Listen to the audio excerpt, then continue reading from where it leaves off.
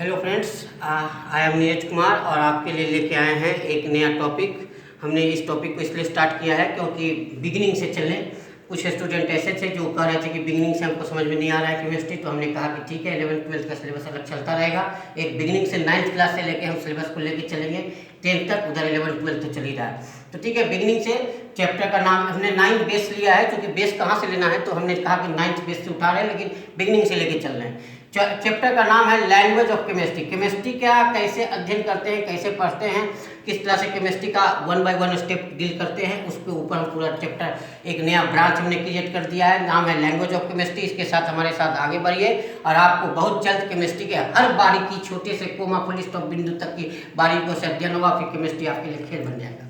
ठीक है, तो इसी उद्देश्य से हमने ये पार्ट 1 लेके चला है। अभी कई पार्टों में आएगा, ये पहला पार्ट है, आज से हम स्टार्ट करने जा रहे हैं। देखिए, सबसे पहला टर्म है मैटर और सब्सटेंस। देखिए, जो हम मैटर बोलते हैं, मैटर को ही केमिस्ट्री की भाषा में क्या बोलते हैं, सब्सटेंस। ये बात दिमाग में सेट कर लीजिएगा। जो आप मैटर बोलते हैं, पदार्थ जिसको हम कहते हैं हिंदी में पदार्थ, हिंदी में पदार्थ नाम से जानते हैं, अंग्रेजी में मैटर बोलते हैं, उसको केमिस्ट्री की भाषा में सब्सटेंस कहते हैं। ठीक है, अब मैटर किसको कहते हैं? मैटर में 3 चीज आपको ध्यान में रखना है। 3 चीज जो जिसके अंदर होगा वो मैटर है। कोई भी वस्तु हो, वो स्पेस घेरता हो, उसके अंदर मास हो, कोई भी वस्तु हो उसके अंदर स्पेस हो, वह स्पेस ऑक्युपाई करता हो, मास रखता हो, और उसका अनुभव हम कर सकते हैं ह्यूमन सेंसों के द्वारा। उसको हम क्या कहते हैं? मैटर। यानी anything that occupies space having mass and the presence of which can be felt by the human senses is called matter. जो स्पेस रखता है, जिसके अंदर मास है और जिसका अनुभव ह्यूमन सेंसों के द्वारा किया जा सकता है। ह्यूमन सेंस आप जानते हैं 5 होते हैं, ईयर, नोज,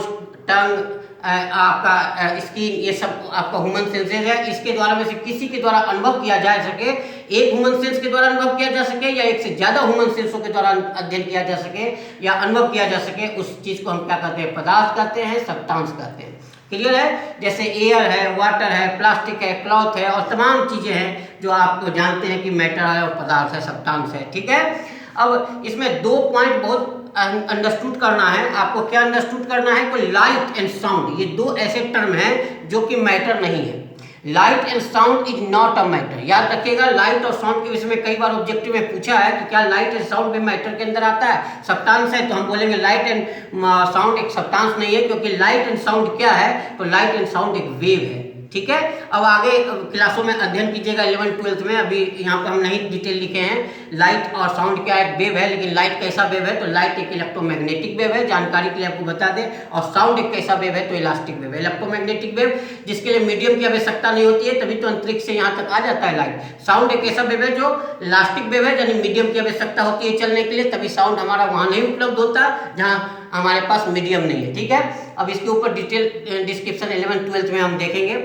अब यहाँ देखिए, दूसरा टर्म है एलिमेंट। एलिमेंट किसको कहते हैं? तो पहले तो एलिमेंट और कंपाउंड दोनों के दोनों प्योर सब्सटेंस है। और एलिमेंट किसको कहते हैं? एलिमेंट उसको कहते हैं जो एक ही टाइप के एटमों से बना हुआ है। जैसे मान लिया आयरन ले लिए, तो आयरन को आप तोड़िएगा तो तोड़ते तोड़ते क्या मिलेगा? आयरन से आयरन का ही एटम मिलेगा, गोल्ड से गोल्ड का ही एटम मिलेगा। ऐसा नहीं है साहब कि अरे भाई हमने सिल्वर ले आया और सिल्वर का एटम को तोड़ा तो गोल्ड मिल गया। तो ऐसा अगर होने लगेगा तब तो बड़ा आराम हो जाएगा। भैया सब सिल्वर खरीद के ले आएगा, तोड़ेगा, कहेगा अरे भाई हम तो गोल्ड लेके आ गए यार, हम तो सिल्वर लाए थे गोल्ड में बदल गया, वाह क्या मजेदार आ गया। पर ऐसा संभव नहीं है दोस्तों, क्योंकि जिस चीज का आप एलिमेंट लीजिएगा उसी चीज का आपको क्या मिलेगा? एटम मिलेगा।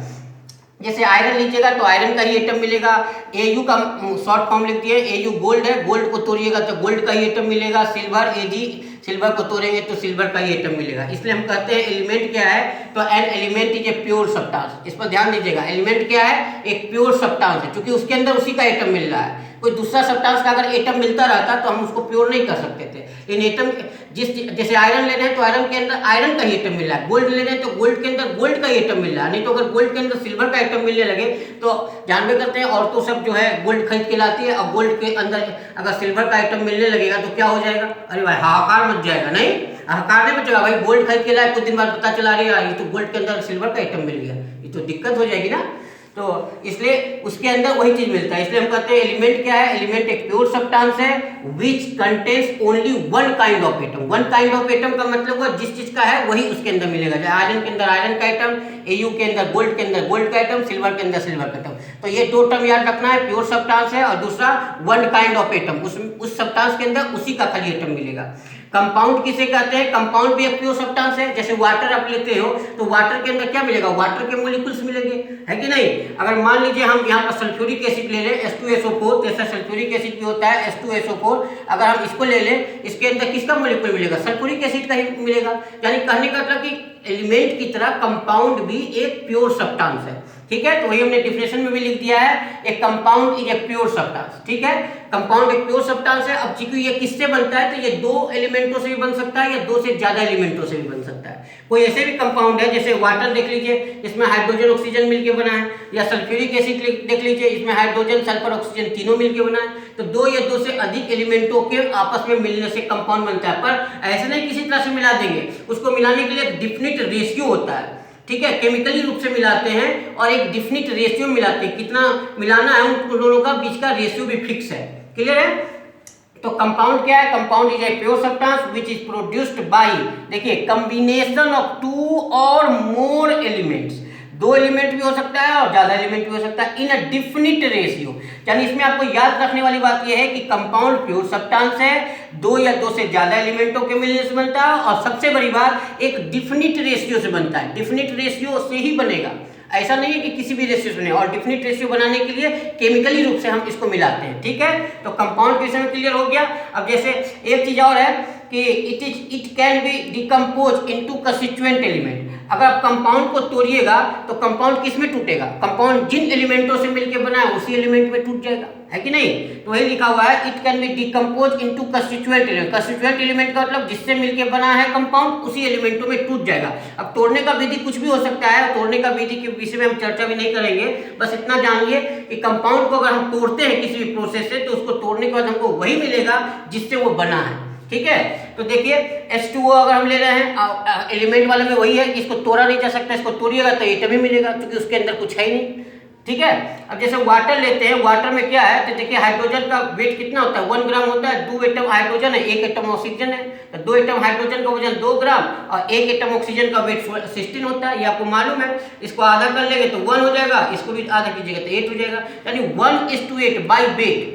अगर वेट के हिसाब से हाइड्रोजन का 1 पार्ट ऑक्सीजन का 8 पार्ट जब मिलाते हैं तभी जल का निर्माण होता है, चाहे वो वाटर कहीं का हो, चाहे आपका घर का पानी हो, नदी का पानी हो, तालाब का पानी हो, समुद्र का पानी हो, लेकिन रेशियो यही रखना पड़ेगा। 1:8 के रेशियो में जो हम मिलाएंगे ये एक डिफिनिट रेशियो है, इसी रेशियो में जो हम मिलाते हैं तभी जाके कंपाउंड का निर्माण होगा, वाटर बनेगा हाइड्रोजन ऑक्सीजन को मिला करके, ठीक है। क्लियर हो गया कंपाउंड। अब आता है एटम। एटम क्या है तो देखिए एलिमेंट का सबसे स्मॉलेस्ट पार्टिकल क्या होता है, एटम होता है। कंपाउंड का सबसे स्मॉलेस्ट पार्टिकल क्या होता है, मॉलिक्यूल होता है, क्लियर है। तो एटम क्या है, किसी एलिमेंट का सबसे स्मॉलेस्ट पार्टिकल है, वही डिफिनेशन में लिखा हुआ भी है, the smallest particle of an element. Element का सबसे स्मॉलेस्ट पार्टिकल है which can take part in chemical reaction, यही सबसे महत्वपूर्ण पार्ट है, यही याद रखिएगा कि एटम ही केमिकल रिएक्शन में पार्टिसिपेट करता है। जब हम कोई दो एलिमेंटों को मिला के कोई कंपाउंड बनाते हैं या दो सब्सटेंसों को मिला के कोई कंपाउंड बनाते हैं तो वास्तव में क्या होता है, उस सब्सटेंस का कौन सा चीज भाग लेता है, तो एटम भाग लेता है। क्या भाग लेता है, एटम।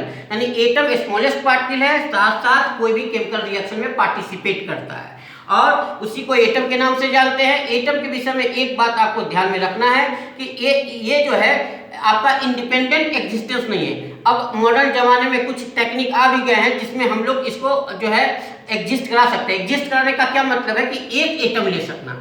एग्जिस्ट कराने का मतलब एक एटम को अलग रखा जा सके, क्योंकि एक एटम नहीं हो पाता है, क्योंकि एटम का मास बहुत कम है। तो हम लोग जब भी लेते हैं ग्रुप ऑफ एटम लेते हैं, चाहे आप कितना भी कम से कम मास लीजिए, मान लीजिए आप 0.002 ग्राम लीजिए, इससे कम नहीं ले पाइएगा, या इससे कम भी लीजिए, 0. जितना फिजिकली रूप से संभव है उतना अगर आप ग्राम लेते हैं किसी सब्सटेंस का, मान लो गोल्ड का ही ले लो, सबसे वैल्यूबल वही है, तो गोल्ड का अगर हम सबसे कम से कम सब्सटेंस भी लेंगे तो उसमें गोल्ड के कम से कम 50-100 एटम आएंगे। इसलिए इसको कहा जाता है कि एटम जो है, देखिए लिखा इट मे और may not be capable of independent existence, यानी एटम को अकेले नहीं रखा जा सकता है। एक एटम को अकेले नहीं रखा जा सकता। किसी किसी केस में स्पेशल सिचुएशन आजकल आ गए हैं मॉडर्न जमाने में, जिसमें कहीं कहीं एटम को अकेला रखने में कोशिश किया जा रहा है, लेकिन 99% केसों में एक एटम को अकेला नहीं रख सकते हैं। इसलिए इसमें हम लोग लिखते हैं कि atom can not be capable of independent existence. Clear हो गया? जैसे सोडियम है, क्लोरीन है, आयरन है, गोल्ड है, कुछ भी ले लीजिए, तमाम एटम है। 110 एलिमेंट की संख्या आज अभी लेटेस्ट जमाने में 110 हो गए। ठीक है, 110, ऐसे तो भी ज्यादा हो गया, 114 तक आ गया है, लेकिन मैन मेड एलिमेंट है इसके अंदर। मुख्य रूप से 110 एलिमेंट है, ठीक है, और बाकी उसके बाद जो है मैन मेड का मतलब लेबोरेटरी में बनाया हुआ एलिमेंट है। तो 110, 114 तक जा चुके हैं। 110 जो है हमको इन्वायरमेंट में मिल चुका है, 114 जो हमारे ऊपर जा रहे हैं वो सब एक्सपेरिमेंटल एलिमेंट है, एक्सपेरिमेंट के दरमियान मिल रहे हैं, हमें नेचर से नहीं प्राप्त हुआ है। अब हम कहते हैं एटॉमिक वेट की बात। सिंपल सी बात है, एटम के वेट को क्या कहेंगे? Atomic weight. यानी कहने के लिए किसी एक एटम का वेट लीजिए तो उस वेट को क्या कहेगा? Atomic weight. यानी एटम के वेट को एटॉमिक वेट के नाम से जानते हैं। वही लिखा हुआ है, the weight of an atom is called atomic weight. Atom के वेट को क्या कहते हैं? एटॉमिक वेट कहते हैं। अब एटॉमिक वेट को किस में एक्सप्रेस करेंगे? भाई केजी में तो एक्सप्रेस कर नहीं सकते, ग्राम में तो कर नहीं सकते, क्योंकि एक केजी में पता नहीं करोड़ों अरबों खरबों एटम आ जाएगा, ग्राम में भी बहुत सा आएगा। तो एटम के वेट को एक्सप्रेस करने के लिए एक स्पेशल यूनिट बनाया गया जिसका नाम है एटॉमिक मास यूनिट, शॉर्ट में कहते हैं एएमयू। अब प्रश्न है कि एक एएमयू बराबर कितना वैल्यू लेंगे? तो एक एएमयू बराबर वैल्यू निकालने का एक टेक्निक लिया गया है। उस टेक्निक को देखिए क्या है। एक एएमयू को निकालने के लिए क्या किया गया है कि weight of one atom of carbon 12 in gram, यानी कार्बन के एक एटम का वेट लेना है। अब यहाँ C12 क्यों लिखे हैं? C12 लिखने का यही मतलब है क्योंकि कार्बन का वेट, दो तरह का कार्बन हमको नेचर मिलता है। कुछ कार्बन का वेट होता है 12, कुछ कार्बन का वेट होता है 14। तो वैसे कार्बन का एक एटम का वेट लेना है जिसका वेट 12 होता है, यानी 12 ग्राम वाले कार्बन के एक एटम का वेट यहाँ पर रखना है। समझ गए ना? कार्बन का एक एटम जिसका वेट 12 होता है, वैसे कार्बन के एक एटम का वेट यहाँ रखना है ग्राम में और उसको डिवाइड कर देना है 12 से। तो कार्बन के एक एटम का वेट होता है 1.99 इंटू 10⁻⁻23 ग्राम। 12 से डिवाइड कीजिएगा तो आ जाएगा 1.66 इंटू 10⁻⁻24 ग्राम। तो 1 एएमयू बराबर 1.66 इंटू 10⁻⁻24 ग्राम आएगा। इसको लिख दिए हम किनारे में, रिमेंबर इट, ये एग्जामिनेशन में आता है, बहुत जगह जरूरत पड़ेगा, तो इसको याद कर लीजिएगा कि 1 एएमयू बराबर, हम भी पूछ सकते हैं आपसे, याद जरूर कर लीजिएगा। 1 एएमयू बराबर क्या होता है? 1.66 इंटू 10⁻⁻24 ग्राम। रिमेंबर इट, याद कर लेना भाई दोस्तों। अब देखिए मॉलिक्यूल की बात कर रहे हैं। मॉलिक्यूल क्या है? तो मॉलिक्यूल क्या है? किसी कंपाउंड का स्मॉलेस्ट पार्टिकल है। The smallest particle of a compound which is capable of independent existence is called a molecule. कहने का मतलब ये है किसी कंपाउंड का स्मॉलेस्ट पार्टिकल है, जैसे एटम जो है किसी एलिमेंट का स्मॉलेस्ट पार्टिकल है, उसी तरह से मॉलिक्यूल क्या है? किसी कंपाउंड का स्मॉलेस्ट पार्टिकल है और इसको इंडिपेंडेंट एग्जिस्ट कराया जा सकता है। जैसे एटम के केस में हमने बताया था कि इसका इंडिपेंडेंट एग्जिस्टेंस नहीं है, यानी एक एटम को हम नहीं ले सकते हैं, पर एक मॉलिक्यूल को आप अकेले ले सकते हैं, एक मॉलिक्यूल को अकेले रखा जा सकता है। ठीक है, इट्स कॉल्ड ए मॉलिक्यूल। जैसे H2O है, NaCl है, H2SO4 है। H2O क्या होता है? H2O जैसे देखिए, अब हम फार्मूला लिखते हैं वाटर का H2O, ये किसको रिप्रेजेंट कर रहा है? H2O।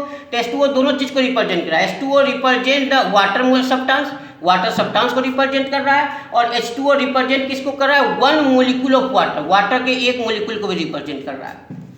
अब अगला टर्म है मॉलिक्यूलर वेट। जैसे एटम का वेट को एटॉमिक वेट कहते हैं, उसी तरह मॉलिक्यूल के वेट को क्या कहते हैं? Molecular weight. तो weight of a molecule is called molecular weight, यानी मॉलिक्यूल के वेट को क्या कहेंगे? Molecular weight. एक मॉलिक्यूल के वेट को क्या कहेंगे? Molecular weight. इसको भी किस में एक्सप्रेस करते हैं? ग्राम में ही एक्सप्रेस करते हैं। ठीक है, वही लिखा हुआ है कि molecular weight is also expressed in gram, यानी मॉलिक्यूलर वेट को भी हम किस में एक्सप्रेस करते हैं? ग्राम में ही एक्सप्रेस करते हैं। ठीक है, अब देखिए एक आप दो और टर्म। अब जैसे मान लीजिए हम लिख रहे हैं मॉलिक्यूलर वेट के रूप में, जैसे एग्जांपल है मॉलिक्यूलर वेट का। ठीक है, जैसे मान लीजिए एग्जांपल लिख रहे हैं, जैसे मान लीजिए आप लिख रहे हैं H2SO4, ध्यान से देखिएगा। अब इसका मॉलिक्यूलर वेट निकालना है, तो मॉलिक्यूलर वेट क्या हो जाएगा? इसका मॉलिक्यूलर वेट को शॉर्ट में MOL वेट लिखते हैं साहब। ठीक है, याद रखिएगा, MOL वेट लिखा रहेगा तो इसका मतलब समझिएगा मॉलिक्यूलर वेट लिखा हुआ है। ठीक है। मोलिकुलर वेट ऑफ अगर H2SO4 लिखिएगा तो कैसे लिखेंगे, वास्तव में क्या होगा, sum of all atomic weight, जितना इसमें एटॉमिक वेट आ रहा है सबको कंबाइन कर लेंगे। जैसे हाइड्रोजन का 2 एटम है तो एक एटम का वेट होता है 1, तो 2 एटम का वेट हो गया 2। सल्फर का एक एटम का वेट कितना होगा 32। ऑक्सीजन के एक एटम का वेट होता है 16, 4 एटम है तो 64 आ जाएगा। सबको काउंट करेंगे तो कितना आ जाएगा 98 आ जाएगा। तो यही हो गया, वास्तव में क्या है 98 AMU लिखा हुआ है यहाँ, ठीक है। मोलिकुलर वेट को किसमें एक्सप्रेस करते हैं, AMU में, तो यहाँ AMU लिखा हुआ है, या ना भी लिखिए 98 भी लिखिएगा तो AMU ही पढ़ा जाएगा, ये अंडरस्टूड है। तो मोलिकुलर वेट ऑफ H2SO4 क्या हो गया 98। इसका मतलब ये है, फार्मूला क्या बन गया मोलिकुलर वेट निकालने का, इसका मतलब है कि मोलिकुलर वेट निकालने का जो फार्मूला है वो क्या बनेगा, ध्यान से देखिएगा। मोलिकुलर वेट निकालने का फार्मूला क्या बन जाएगा, अगर हम मोलिकुलर वेट लिख रहे हैं तो molecular weight of a compound बराबर क्या होगा, sum of atomic weights, atomic weight, जितना उसके अंदर, ये फार्मूला याद कर लीजिएगा, ये फार्मूला है, इसको रिमेंबर इट कर लेना है, ठीक है, क्लियर है। इसको रिमेंबर इट लिख दिए, रिमेंबर इट, ठीक है, ये रिमेंबर लिखा हुआ है शॉर्ट में। मोलिकुलर वेट ऑफ कंपाउंड इसका तो क्या होता है, सम ऑफ एटॉमिक वेट, यानी जो भी कंपाउंड के अंदर, जैसे H2SO4 का निकालना है तो H2SO4 के अंदर जितने एटम है सारे के वेटों को जोड़ दिए तो क्या निकल गया मोलिकुलर वेट, ठीक है। अगले क्लास में हम रेडिकल, एक महत्वपूर्ण चेक पॉइंट है, रेडिकल पर चर्चा करेंगे। रेडिकल क्या है, रेडिकल बहुत इंपॉर्टेंट है, उस पर देखिएगा, अगले पार्ट 2 में रेडिकल पर चर्चा करेंगे, ठीक है दोस्तों। जय हिंद।